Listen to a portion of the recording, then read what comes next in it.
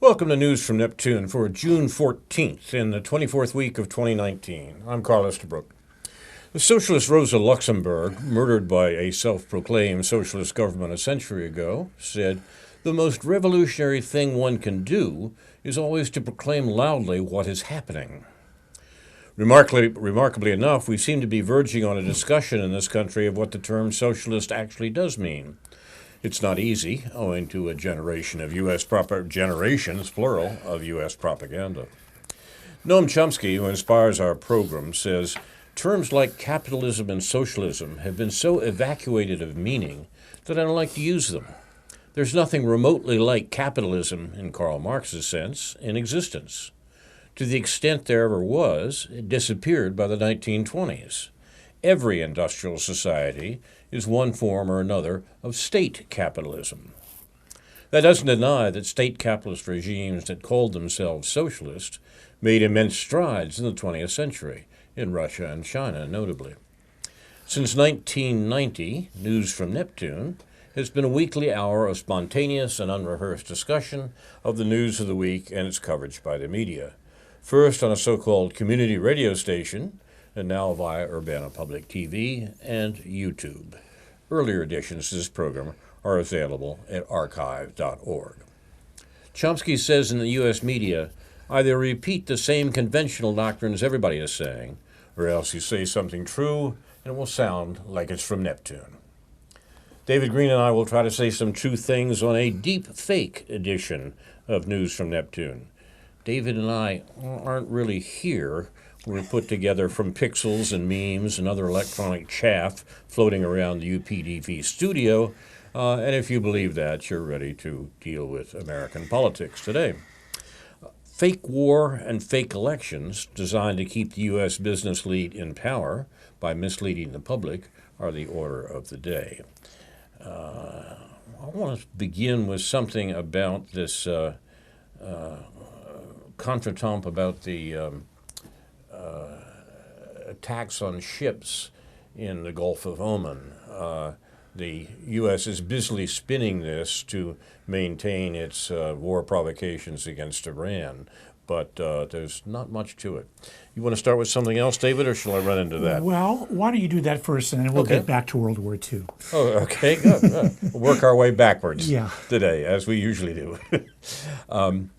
The point that I wanted to make comes from Craig Murray, who is a former British ambassador to Eurasia and a remarkable critic, a well-informed critic of British and American foreign policy these days. There is some suggestion that he was involved in the Seth Rich affair and the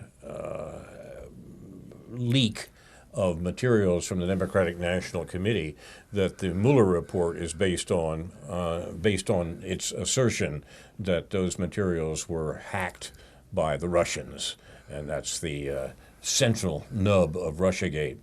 Murray's not talking about Russiagate these days, although he's very good when he talks on that point, but he begins his blog remarks today as follows. I really can't begin to fathom how stupid you would have to be to believe that Iran would attack a Japanese oil tanker at the very moment that the Japanese Prime Minister was sitting down to friendly, U.S.-disapproved talks in Tehran on economic cooperation that can help Iran survive the effects of U.S. economic sanctions. The Japanese-owned Kokura Courageous, that's the ship, was holed above the waterline. That rules out a torpedo attack, which is the explanation being touted by the neocons, that is to say, the U.S. government. The second vessel, the Front Altair, also attacked in the Gulf of Oman, is Norwegian-owned and 50% Russian crewed, the other half being Filipinos. It's owned by Frontline, a massive tanker leasing company that also has a specific record of being helpful to Iran in continuing to ship oil despite sanctions. It was Iran that rescued the crews and helped bring the damaged vessels under control. that Iran would target a Japanese ship and a friendly Russian crude ship is a ludicrous allegation. They are, however, very much the targets that the U.S. allies in the region, the Saudis, their Gulf Cooperation Council colleagues, and Israel, would target for a false flag. It's worth noting that John Bolton was meeting with United Arab Emirates ministers 2 weeks ago. Both ships had just left the UAE.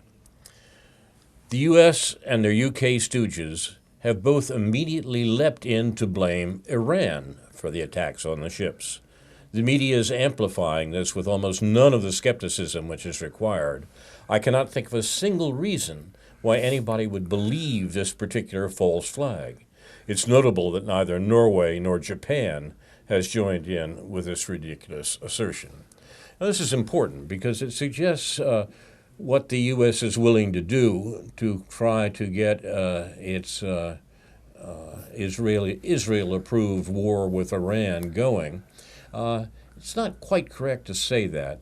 The U.S. doesn't so much want a war with Iran, but an ongoing war provocation against Iran that delimits its ability to operate in the region and to operate in coordination with Russia and China in the establishment of a Eurasian economic unity, which would exclude or which potentially exclude the American 1%. Our use of Eurasia as a cash cow goes back more than a century, and the danger of Eurasia being economically integrated to the profits of the American 1% is very great. Hence the ongoing provocation of Iran. The U.S. has been specifically torturing Iran for more than 50 years, and some things don't change. The particular kerfuffle of the moment, the attacks on the ships in the Gulf of Oman, which the American Secretary of State is screaming is an Iranian plot, is another American lie, apparently, another American government lie to keep the war provocations against Iran going. It's a shameful business all around, but in this case, the lie is particularly exposable, it seems to me. You're watching Aware on the Air. No, we're not. Sorry. You're watching News from Neptune. I'm running about a half a week behind. You're watching News from Neptune, and David has a that cow has already left the barn. And it's been thoroughly milked. At the risk of going off on too many tangents, it's obvious. Anybody reading this headline, I didn't find out about this till this morning when I opened up my laptop, but of course the first thing you think of is Gulf of Tonkin, and exactly. And then you go back historically and you think about remember the Maine in 1898, and then you think about the Lusitania during World War I, and other historical events that allegedly precipitated war. And pursuant to our discussion last week of World War II and the context and causes of World War II, and in that context, you often mention the book Human Smoke by Nicholson Baker. Yes. I've been thinking more about what the context of World War II was, including World War I. And we learn in school that World War I started when the Archduke of Austria-Hungary got assassinated in Sarajevo by people that we never really find out in school what their issues were, or by somebody. And when you think about that, it's really stupid, because why would you have to have a world war because one person got killed? So you've got to have all these things in place. You've got to have all these national agendas in place before you can get a world war going. And then you've got to get your world war going. You've got to mobilize these countries. And so what I did, even though I do have a copy of Human Smoke, and it's worth thinking about some of the things in that context, I guess what I wanted to do was just enter into the record, into the news from Neptune, if not aware on the air record, of what the meaning of the Second World War was. And I think, I think we need to get beyond both Pearl Harbor and the usual story, as well as the D-Day story that we were talking about last week, as well as even the Human Smoke story, which doesn't really consider the structural aspect of this, as does the famous and reputable late Marxist analyst and historian Ernest Mandel, Mandel, in his book, 1986 book, The Meaning of the Second World War. And I just thought I would enter this into a couple of paragraphs into the record so that we can see even at a higher altitude level, meaning that concerning capitalism and the way capitalism was evolving in terms of the British Empire, the rise of Nazi Germany, and the ascending what is now American Empire. And what Mandel writes on page 16 of this book in the very opening chapter, American imperialism was also conscious of its destiny, quote unquote, to become the world leader. The decision by Roosevelt made in 1940, that is before we entered the war, on his own authority and without clarion calls, involved the commitment of the United States to the assumption of responsibility for nothing less than the leadership of the world. The breakdown of the world economy in the late 1920s, to which the United States had itself generously contributed, and the creation of exclusive trading blocs, the largest of which centered on the British Sterling area, imperiled not only America's markets, but also its supply of raw materials. For the United States, the war was to be the lever which would open the whole of the world market and world resources to American exploitation. Cordell Hull, the U.S. Secretary of State, put it quite bluntly in 1942, quoting Hull, "Leadership towards a new system of international relationships and trade and other economic affairs will devolve largely upon the United States because of our great economic strength. We should assume this leadership and the responsibility that goes with it, primarily for reasons of pure national self-interest." And then one more paragraph here from Ernest Mandel. In the era of imperialism, even a quest for regional zones of influence presupposes a readiness to fight on a world scale. The logic of this emerges in the military directives and decisions of the Second World War's opening stages. Already in November 1940, Hitler's Directive Number 18 mentions the need to capture the Canary and Cape Verde Islands, the Azores and West Africa, because of their strategic importance vis-a-vis the USA.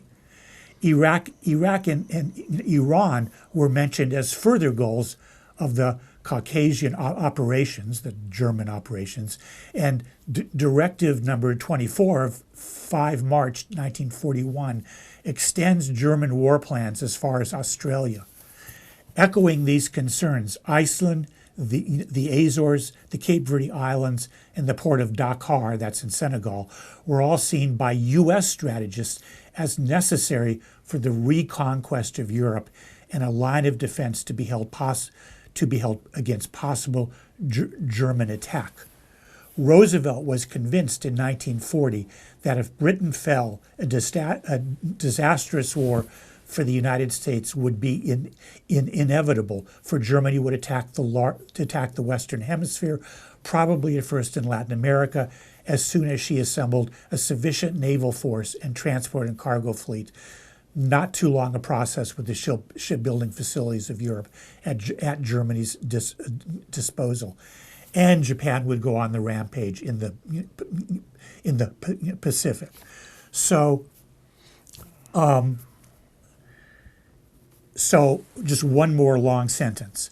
But if the meaning of the Second World War, like that of its predecessor, World War I, can be grasped only in the context of the imperialist drive for world domination, its significance lies in the fact that it was the ultimate test of the relative strength of competing imperialist states. So, as much as we want to talk about Winston, Inhuman Smoke, and I want to know your views on this in relation to that. As much as we talk about Winston Churchill was this, and Roosevelt was that, and the Japanese provocations were this and that, there was a system set up after World War I. The events between World War I or World War II all related to the situation in which you had the rise of Nazi Germany and the events that led to World War II. It isn't to absolve Hitler of the idea that, yes, he, quote unquote, started World War II, nor is it to minimize the provocations that America did, especially in relation to the Japanese Empire. But it's just to put all this context into context, as Mandel does, of capitalist states competing with each other for resources, and not just in their own zones, but as he says, that if you're willing to control your own sphere in the world, you have to be willing to go to war with the whole world. So that's right, and that's important to recognize as the history of the 20th century, really, the history of warfare that the U.S. Has participated in and indeed led literally for generations. One doesn't have to be much of a Marxist-Leninist to recognize that Lenin was quite right in his little pamphlet entitled Imperialism, the Highest Stage of Capitalism, in which he talks about the way in which capitalist economies necessarily become imperialist economies, and the imperialisms will necessarily come into conflict. That is exactly what happened, and it was visible to a world revolutionary at the beginning of the 20th century is hardly surprising because we have the benefit of hindsight to see that that's so. Yeah, and one more sentence that relates to what you just said, Carl, from Ernest Mandel. Those revolutionary Marxists, beginning with Trotsky, who clearly understood this, he refers to sort of more or less what you just said, who clearly understood this and said, and what Lenin, what you were saying about Lenin, whatever differences, Trotsky and Lenin, obvious differences. Fairly significant differences. Significant differences. But Trotsky, who clearly understood this, and so repeatedly from the early 1930s on, showed more foresight than those who waited for the Cold War and the Korean conflict to rediscover the structurally barbaric nature of imperialism as a system, not limited to any particular political form of the bourgeois state or any particular national ruling class. I think that's quite right, and I would suggest that we contrast this view with what quote what everybody knows, close quote, about the history of the United States. I've been involved in a Facebook discussion with people that I went to high school with, believe it or not, in the dark backward and abysm of time, as the poet says. There's an old saying, we never get out of high school, but you kind of take it to the next level. My former partner and the radio version of News from Neptune, Jamie Hutchison, used to say that the only universal American experience was high school. And I think he may be right, and that's not necessarily a good thing, because one of the things one gets in high school is this jingoistic account of American history that most Americans carry around through most of their life. You know how the story goes. America is a wonderful land of freedom and opportunity, founded in opposition to the countries of Europe. and the old empires of Europe, and has gone along minding its own business very happily throughout the 20th century until it was attacked by thugs and barbarians from Japan and Germany, and at which point the United States rose up and defeated the thugs and barbarians in Japan and Germany and bequeathed to the world, to the, quote, free world, a new birth of freedom, and we've all lived happily ever after since then. Now, this sort of historical notion of what the United States is and does is a childish fairy tale with a vicious purpose. The vicious purpose is to convince Americans who show a distinct aversion to warfare to fight wars which are finally wars for the profits of the American 1%. This has been a problem since the founding of this particular polity. John Adams, writing about wars after the Revolution, the American president said the problem was that the American yeomanry, by which he means the population in general, is always averse to war. And have to be coerced into it one way or another when war is necessary. We've seen plenty of examples of that. You mentioned the various machinations that led to finding enemies firing the first shot at the beginning of the program, and that's been a great American tradition from Fort Sumter to Pearl Harbor. The situation is that the greatest enemy that American rulers have in getting America to war is the natural hesitation of the American population to go to war. And a great deal has to be done to overcome that. For example, the manipulations that led to Japan attacking the American fleet at Pearl Harbor, which was the aim of American policy, as is now recognized. The war had to be initiated with the American populace understanding that it was attacked and therefore had to fight back, because it was a great reluctance, in part on the basis of the experience of the First World War, of Americans to get involved in the war that was going on in Europe in 1941.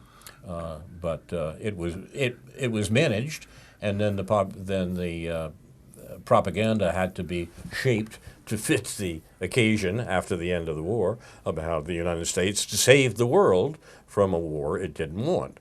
Probably just the opposite is true. The United States subjected the world to its control on the basis of a war that it did want, in terms of the competing imperialisms that you were talking about.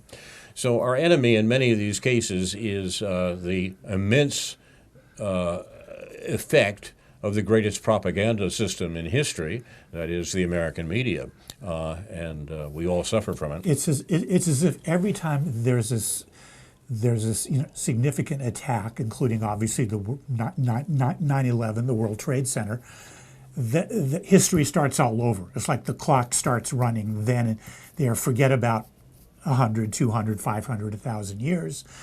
Let's talk about that. And it's kind of a shame when you think about it, and I really haven't that much until now, about how much energy has been put into conspiracy theories about what happened in 2001, as opposed to understanding what the actual origins of that attack, whatever, it's really too bad, because that's led obviously to all kinds of mischief in the Middle East. And again, the school child is probably going to be taught that as a result of what happened in 2001, we invaded first Afghanistan, later in 2001, then Iraq in 2003, and all of a sudden Iran is shooting Japanese boats, and we might have to go to war with them. Exactly. It is really quite remarkable that how the American propaganda system has been able effectively to cover over the fact that the 9/11 2001 attacks were carried out by people from the Kingdom of Saudi Arabia and Egypt, and as a result, the United States invaded Afghanistan and Iraq. Now, this, on the face of it, that's a little hard to explain. In the circumstances, we know it was the effectiveness of that American propaganda system that led Americans to say, yes, of course, that makes sense. We've got to go kill people in Afghanistan and Iraq. And if one reads, there's always been this pretense on the New York Times editorial page that Thomas Friedman was a liberal and that David Brooks was a conservative. And that in the Trump era, that deception has been exposed for what it is by their very own selves. For example, I mean, they're both liberals, they're both conservatives, they're both establishment neoliberal, neoconservative pundits, and David Brooks proves that in spades this morning with a column called "Rogue Nations Thrive When the Good Lose All Conviction." Does that evoke that phrasing evokes some other phrasing? But what Brooks is saying in this column is that America used to believe in its own innocence and its desire to do good all over the world, and this poll by the Center for American Progress, which is a sort of a Democratic Party think tank, they did a poll and found out that most Americans aren't really on board with what our foreign policy is. Exactly. They don't feel like we should be, quote unquote, doing good around the world, and this worries David Brooks. He refers to a recent book by Robert Kagan, or a recent article by Robert Kagan, the prime neocon. And also he refers to Madeleine Albright, just to again create this phony, Kagan neocon, Albright liberal internationalist that they all agree. And then he defines the rest of us as either America firsters, the right-wing populists, or as new doves, capital N, capital D, people like me, who even though these two groups quote may think of themselves as opposites, but they wind up in the same place. America should not be abroad preserving the liberal world order, says David Brooks. That's what he thinks I believe, and what he believes is, yes, noble and innocent America should do what it's been doing, because it's really all about preserving the liberal world order. By killing people around the world. Yeah. More than 20 million by one informed estimate. 20 million people have been killed by the United States since 1945, since the end of the Second World War, in order to protect the profits of the American 1%. We're talking about wars in Korea and in Vietnam, wars in Latin America and in the Middle East. All of these wars, which the United States entered obviously for the noblest of reasons, all of these wars have resulted in the deaths of literally millions of people, and it's now clear, if one wants to look at the actual historical record, that the purpose of these wars was to maintain that economic hegemony that the United States inherited at the end of the Second World War as the only undamaged major country. The amazing facts of the Second World War that David was referring to is that as far as Europe was concerned, Russia won the war. The Soviet Union won the war against Nazi Germany, and America picked up the pieces being the economy of Western Europe. Now, in those circumstances, the U.S. has spent 2 generations and more now, I'm older than I think I am, in defending the profits of the American 1% by killing people around the world. And the rest of the world recognizes this, by the way. It's only in America that we cover sin with smooth names as far as American foreign policy, American war policy is concerned. The record is not a pretty one, and the rest of the world knows it well. And Noam Chomsky often quotes the line from Thucydides, the powerful do what they want, and the weak suffer what they must. Mm-hmm. And that has been the history of warfare in our lifetimes. Yeah, Jeffrey St. Clair had a couple of brief items, as he often does on Fridays. One, the Democratic resistance, copyright, put a little copyright sign there, Right. is now attacking Trump for opposing the Vietnam War. Exactly. At least they're consistent. JFK started the war, LBJ propelled it to its maximum carnage, and then the DNC sabotaged its own anti-war candidates, McCarthy in 1968 and McGovern in 72. Right. And then he writes another little blurb, 3 of the last 4 presidents evaded the Vietnam War. This should be a cause for celebration during Trump's 4th of July gig.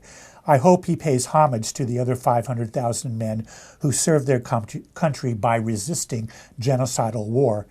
They get my vote for the greatest generation, quote unquote. A wonderful and accurate comment by Jeffrey Sinclair of Counterpunch. When Jeffrey's on, he's on. Yeah, You're watching. You're watching. Where on the he's air? usually on. Yes, he's usually on. I just did it again. Yeah. You're watching news from Neptune, and I am stuck in the earlier part of the week, I guess. I began tonight with a comment from Craig Murray, the former British ambassador who writes well on international politics and may have been involved in the famous leak of the Democratic National Committee materials to WikiLeaks, for which among other things, the American government is busily persecuting and indeed threatening the life of Julian Assange. It was announced this week that Assange extradition hearing to the United States will occur next year. He will be kept in a maximum security prison between now and February of 2020, when a hearing will be heard as to whether Assange should be shipped to the United States to be continuously silenced for his work in exposing American war crimes. It's a great scandal of the age and will, in one sense or another, cost the life of Julian Assange. I think the News Gazette should send Jim Dye over to Britain to cover the Assange hearing. I think that would be a You good. might be interested in that. Yeah, I think I would like to see what Jim yeah. has to say about that. He is. He is. I'm trying to think. Keep him out of trouble. You know. He had a recent column over the weekend that suggests that would be a good idea. Yeah. And I forget now quite what. Yeah, he did what a the long. subject I was. know he did a long column about some court case. He likes to delve into those things. And Well, indeed, and I think one of the real advantages of the work that he does for the News Gazette is to tell us about these court cases often involving corruption of Illinois government, which, as far as I know, are not mentioned elsewhere.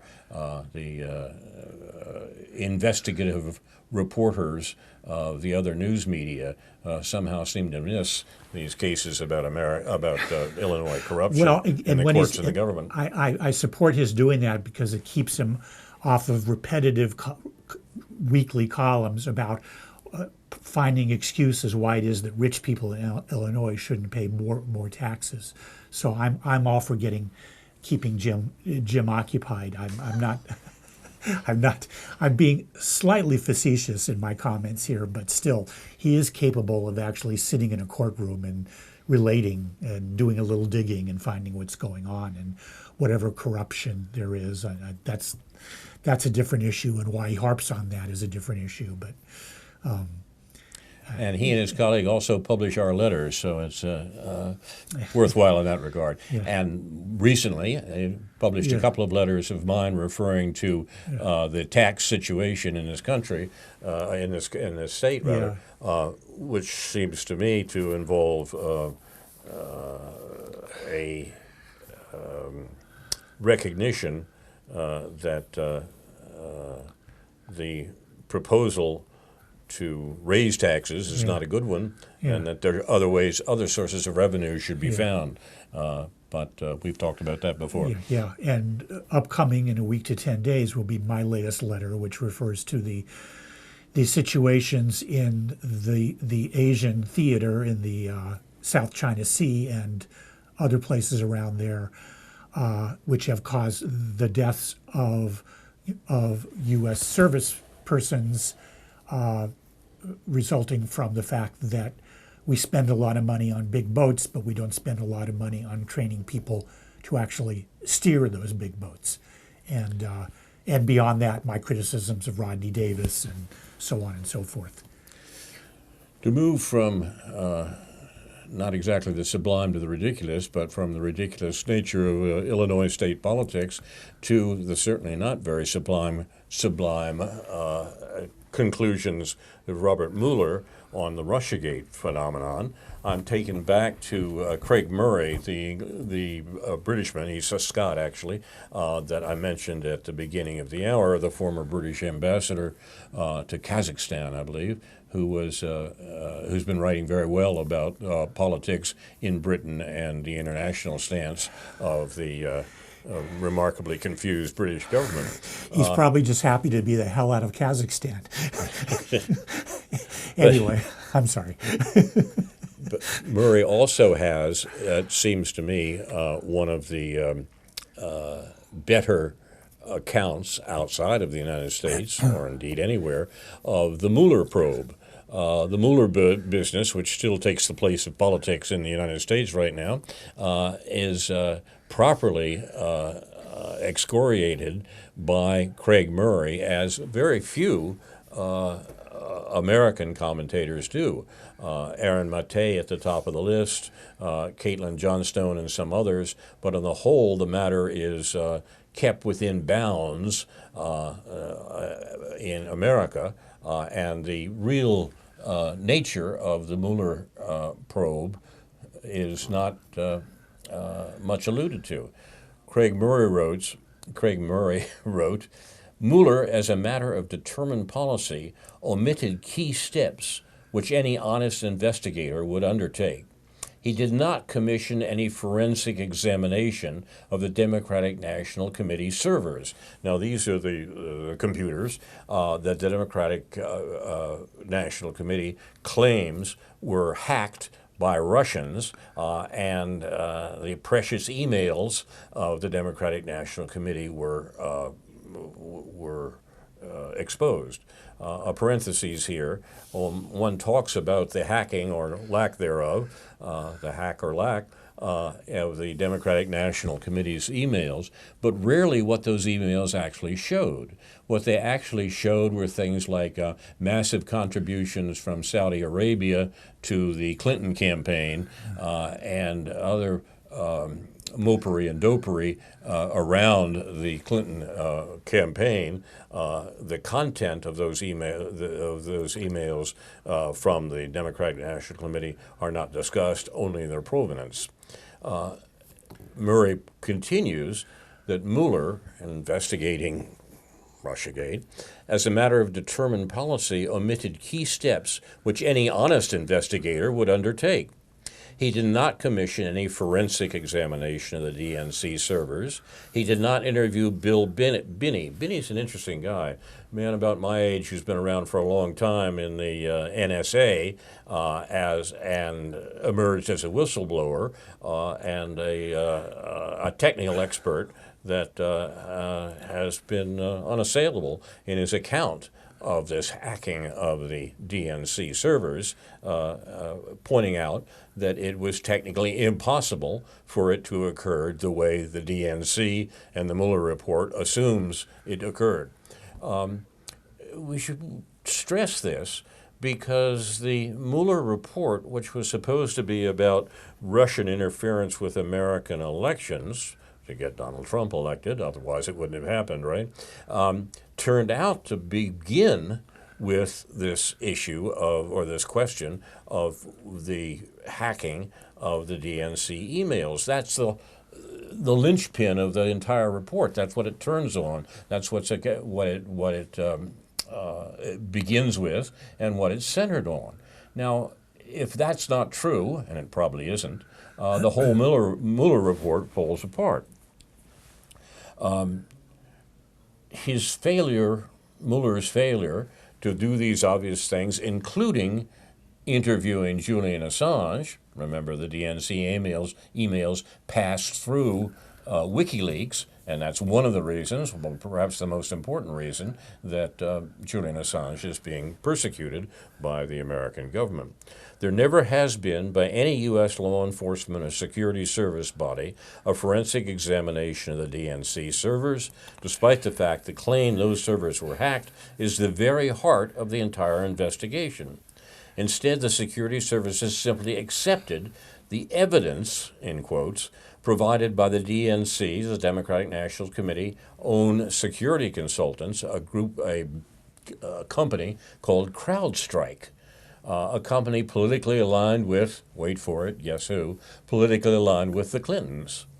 That's precisely the equivalent of, says Craig Murray, of the police receiving a phone call saying, "Hello? My husband has just been murdered. He had a knife in his back with the initials of the Russian man who lives next door engraved on it in Cyrillic script. I've employed a private detective who will send you photos of the body and the knife. No, you don't need to see either of them." Close quote. A fantasy where the ridiculous nature of the American investigation becomes dark comedy. There is no honest policeman in the world, writes Murray, who would agree to that proposition, and neither would Mueller were he remotely an honest man. That's an important charge, and by the way, there are people like Colleen Rowley and various other folks who've worked with Mueller on various things over the years who would second that view. The most exact scenario from some months ago about this whole business came from RT, how the FBI was negligent in accepting this CrowdStrike's image, copy of what was alleged to be on the storage devices of the DNC server, instead of promptly collecting the DNC server and examining those computers. They didn't do it. They just said, "Oh yes, here is the Clinton people providing us with a compromised company's version of what actually was going on there, and we'll accept that. We'll go on with that." And Mueller's little fantasy of the murder seems to me to be about right. They're correct in this assessment, and this is very telling as to whose side the FBI is on in this case, furthering the notion that so much of what went on with these leaks, yes, they were leaks from the DNC, not hacks, was an inside job. There's a good deal more going on here. I will post these notes from Craig Murray on the Facebook page for News from Neptune, and I recommend your attention to it. It seems to me to second the sort of analysis against that of mainstream media, the sort of analysis we've been getting from people like Aaron Maté. It's important. Yeah. I recall a while back being appalled to find out that when Lula, the former Brazilian leader, was sentenced for his alleged crime, that the prosecutor and the judge, according to the Brazilian system in this case, was the same person. Yeah. And I thought of that while I was listening to you, because it's like we assume, on one level, we assume that prosecutors and people involved in the justice system are somehow separate from the political process. And recently the New York Times has articles about Robert Barr, is it Bob Barr? Yeah. The current Attorney General, and both his legal duties and his political maneuvering in the context of Trump and so forth. And then we have former prosecutors who, of course, run for office, like Kamala Harris in California, now running for president. And we assume that you could make that transition on the one hand, but somehow you bring some of that legalistic purity while you're doing that, and it doesn't really quite work, does it? An interesting illustration of this comes from material recently published by Glenn Greenwald, the investigative reporter, about the case of Lula. You Yeah. mentioned Yeah. Lula is the former president of Brazil, who is now incarcerated as a result of what's nothing less than a right-wing coup in Brazil that has taken the progressive government that Lula represented, the Workers' Party, and destroyed it and put in its place a government run by an explicit and out fascist. And the interview that Greenwald has published with Lula is instructive and puts it into the context of the general political wave that is so upsetting our rulers, that is the populist wave that in various forms is engulfing both the U.S., Latin America, or both the U.S. and Latin America, and also Europe in various ways. This is outside our normal discussion of politics on the left and right, but it needs to be accommodated or adjusted to that discussion in order for us to make sense of it. One of the ways in which the American media confuses the American populace is by presenting what information it does have in a straitjacket of categories: the left, the right, the free world, so forth and so on, that makes it very difficult to understand what's going on. Greenwald's interview with Lula is interesting. Our researcher Jeff Nicholson has provided us with some excerpts from that interview, and it's important about it. It's important for us to pay attention to it. The case, the Brazilian case that led to the imprisonment of a former president, we've suggested that in this country, and they've carried it out already in Brazil, is called Operation Car Wash. It's a bribery scandal that began with monies literally laundered through a car wash in Rio de Janeiro. That led eventually to the Brazilian judiciary throwing Lula in jail, where he sits to this day. There's no clear evidence of U.S. involvement in Operation Car Wash just yet, but the leaked documents are being reviewed and published by the equivocal American journal, The Intercept. Lula has said that he's, quote, certain that the U.S. Department of Justice is behind this, in reference to the bribery scandal, Operation Car Wash, that sent him to jail in order to get him out of the election for president of Brazil, which was coming up.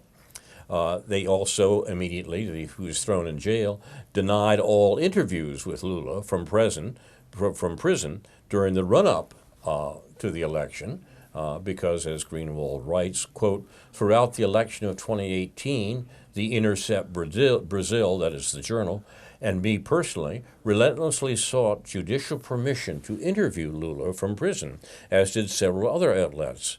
Even as the country's most violent and dangerous criminals were permitted to be interviewed in prison, our request to interview Lula were systematically denied by a judiciary clearly petrified of Lula's singular ability to persuade the electorate. Only after the election was complete and Bolsonaro, the new president, victory secure, did the Brazilian judiciary suddenly begin granting authorization for him to be interviewed. One of the interviewers, interestingly, was Noam Chomsky. We were granted 1 hour with him alone, says Greenwald, and I traveled to Curitiba to conduct the interview. Here's the excerpt of where Lula brings the U.S. Department of Justice into this. Greenwald says, during the 2018 election, we spent a year trying to get an interview with you. This is in the actual interview with Lula, even like other journalists, but nobody was authorized to interview you, even though some of the most violent people behind bars in the country, including Nem, the head drug trafficker in Rio de Janeiro, were interviewed in prison. But now that the elections are over and Bolsonaro has won, all of a sudden the courts are allowing some journalists, as I say, including Noam Chomsky, and the BBC, to interview you. How would you explain this? Lula is asked. Lula replies, I have no doubt, Glenn, that everything that's happened in connection with Operation Car Wash has been to prevent me from running for Lula, prevent Lula from running for president. Nowadays, I'm certain of this, the same way that I'm certain that the U.S. Department of Justice is behind this. I can only have strong beliefs, about these things, the same way that I'm absolutely certain that it's the interest in the petroleum resources of Brazil's pre-salt layer, that's the natural resource at stake, that's behind everything that's happened to me and Dilma. He's referring to the president also impeached, the impeached president who succeeded him.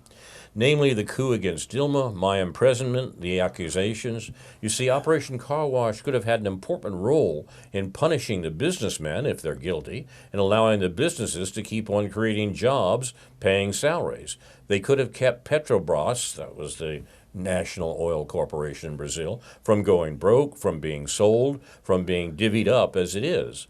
Anyway, I'm very glad that today they've allowed this interview, and I'm grateful to you all for demanding this in the courts. I should have been allowed to have interviews before the elections, says Lula. Regarding the rise of the global right to the failures of neoliberalism, here's the excerpt about that. Greenwald says, I'd like to turn to discussing the political situation here in Brazil and its relation to international politics, because the whole world is interested in understanding Brazil after Bolsonaro, the fascist, took power. In 2015 in the U.S., it was unthinkable that Trump would win the elections, and nobody believed it would happen, but he's now president. The same thing in the UK with Brexit. The same thing in Europe with nationalist and far-right parties. A year ago in Brazil, nobody believed that Bolsonaro would be elected. It was unthinkable, but he won. Now, I know that you believe, this is Greenwood talking to Lula, I know you believe that Bolsonaro's victory was due to causes and factors unique to Brazil, like the media's attack on the Workers' Party. But right now, can we see Bolsonaro's victory as part of a larger global pattern in the democratic world of far-right parties overturning center-left parties? Lula answers, well, as part of the democratic process in the whole world, shifts and alterations in power are a normal pattern. This holds in the U.S., it holds in Germany, and it holds in Brazil. In one election, the right wins, in the next one, the left wins, and in the next one, Greenwald says, but the right wing is gaining ground in many countries. Lula says, now look, we had a very extraordinary period in Latin America. The period with the most growth, the greatest redistribution of wealth, and of the most social inclusion in Latin America happened between 2000 and 2014, with the elections of Kirchner, Lagos, Lula, Evo Morales, Hugo Chavez, Rafael Correa, the red band across Latin America. In those years, in the first years of the centuries. It was a golden age for Latin America, says Lula. We're now in a far-right phase that's failing in absurd ways. Macri is a disaster for Argentina, and he was supposed to be the answer. Greenwald asks, why is this happening? Lula says, well, there's a book by the Mozambican writer Mia Couto, never heard of, with the following phrase, in times of terror, we choose monsters to protect us. Now, when you create hatred within a society, when you create anti-political sentiment, when you take away any kind of hope in people or in existing institutions, well, then anything goes. I know that Americans thought Trump had no chance. So why did he end up winning the elections? It wasn't with Putin's help, as everyone's saying. It was because of the lies of fake news, just like here in Brazil. Greenwald asks, was that the only reason? Lula says, no, that's not the only reason. It was because of unemployment, because of despair, because of this discourse of the shrinking of the government, which is always a concern in the air. You know what I mean? When Reagan and Thatcher created so-called globalization, the fad in the 1980s was to say that being modern was being globalized. and opening the economy up to the whole world and letting capital transit freely, even though people could not freely transit. Now that globalization has caused problems for developed countries, above all for the U.S., Trump found an easy line of discourse. Quote, "The U.S. is for Americans and jobs are for Americans," close quote. Greenwald. Well, it's not very well known that many people who voted for Obama in 2008 and 2012 then went out to vote for Trump in 2016. In Brazil, the same thing happened. Many people who voted for you and then for Dilma went to vote for Bolsonaro. How do you explain this? Lula says, "Glenn, let me share something with you. I know Hillary Clinton pretty well. It would have been very easy to find someone more popular than she. She's not an appealing personality. Trump's victory was due to him having the right kind of discourse for the white blue-collar workers, from the automobile industry, who were unemployed. He promised the obvious, more jobs for Americans. He promised to fight the Chinese to create more jobs, and this won him the elections. Now, it's obviously possible that many people who voted for Obama voted for Trump, just like many people who voted for Lula voted for Bolsonaro, especially since Lula wasn't running for office. If Obama was running, I don't know if Trump would have won." Greenwald says, "I know people who voted for you and then for Dilma and then for Bolsonaro, the fascist." Well, maybe if I'd been a candidate, these people wouldn't have voted for Bolsonaro. Glenn, since you're a journalist, you know what's happened in Brazil. First of all, Brazil has always had politics based on a monolithic conventional wisdom. He points out that this conventional wisdom is very much like the fickle public opinion, if that's the right word for it, the manufactured public opinion in America.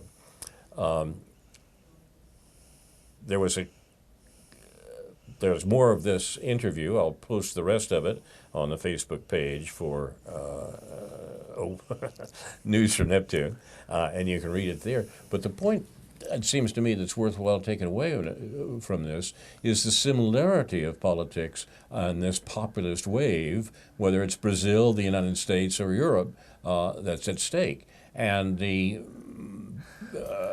tergiversations of the populist wave in terms of the actual people that it supports are hard to predict. They're up for grabs. But the source here is not the sterile alteration of Republicans and Democrats with effectively the same policies, but rather a populist insurgency that the American political establishment is at pains to turn to its own advantage. Some things don't change across borders. To be continued. Unfortunately. Or in one sense, I guess, fortunately. You've been watching News from Neptune for the 24th week of 2019, a deep fake edition. News from Neptune is presented by Carl Estabrook, David Green, and J.B. Nicholson. It's produced and directed by Jason Liggett, Ethan Young, and Andrew Scollery. See their search notes on the Facebook page for NFM, for News from Neptune from J.B. Nicholson. Inshallah, we'll be back next week with a new edition of News from Neptune. To remind you, in the words of Edward de Vere in The Tempest, what's past is prologue, what to come in yours and my discharge. In the meantime, confusion to our enemies, and a good night to you.